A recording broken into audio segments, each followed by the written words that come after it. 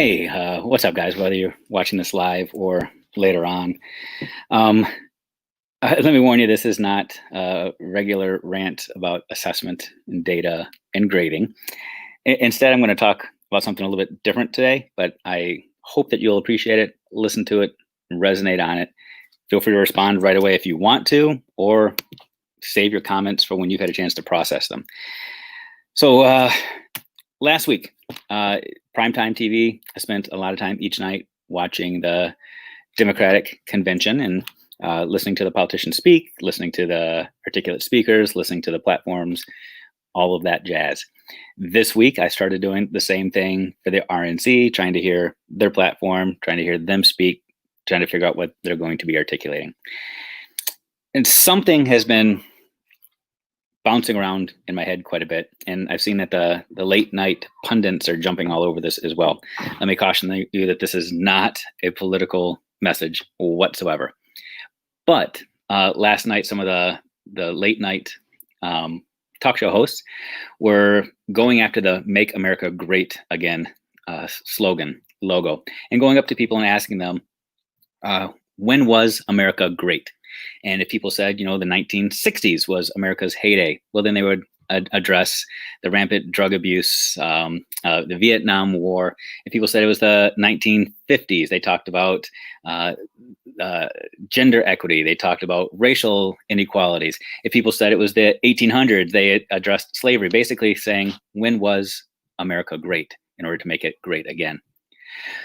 I'm using that as a launching off point for my conversation right now, because I'm hearing a lot of people saying they can't wait for schools to get back to normal again. And what I hear when I hear that is they want schools to be great again because they are so excited to get back to that. So my question to you and my challenge to you is to think about, what was it that made schools great? Now, I've been in public education as a professional for 21 years, went to public schools my entire life. I am a champion for public schools. I am a champion for education. However, I'm here to say our schools aren't necessarily great. They are good for a lot of people, but we've got a ways to go to make things great. What we have in front of us right now is an amazing opportunity.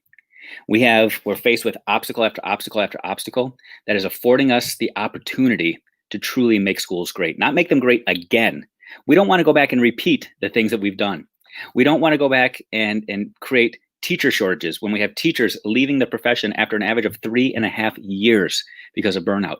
We don't want to create schools where we are just creating assessments that students have to chase, where we create scores and data as a portfolio and a profile for a kid, as opposed to a dipstick and a measure to drive our next steps. We don't want to make schools a place where we are magnifying and growing the equity gaps. We don't want to make schools a place where we have the haves and have-nots. We don't want to make schools where we are slapping labels on some kids, all kids, every educator, every evaluator. We want to make sure that our schools going forward are a place that truly are great for all kids. A lot of you have heard me make this statement before. If we want to reach every kid, we have to reach each kid. This is our chance. This is our opportunity.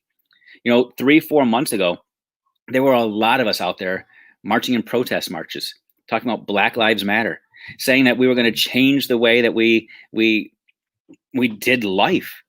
We wanted to focus on equality and equity. My question for you is, as school is starting for you right now, what are you doing to address that? When in March and April, we saw equity gaps in terms of technology and infrastructure.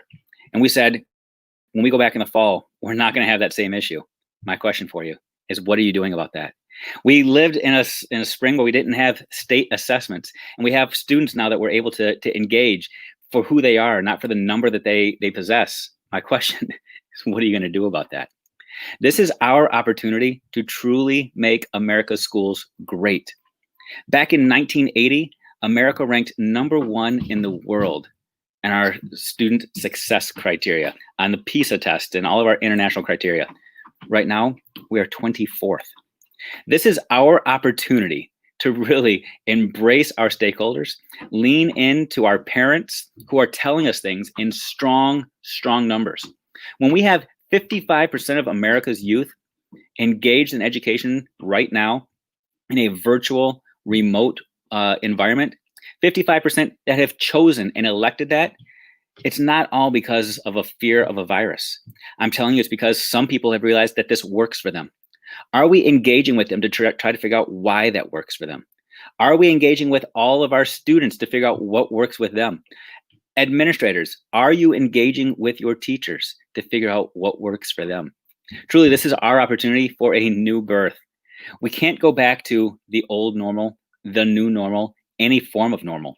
This is our opportunity. So lean in right now.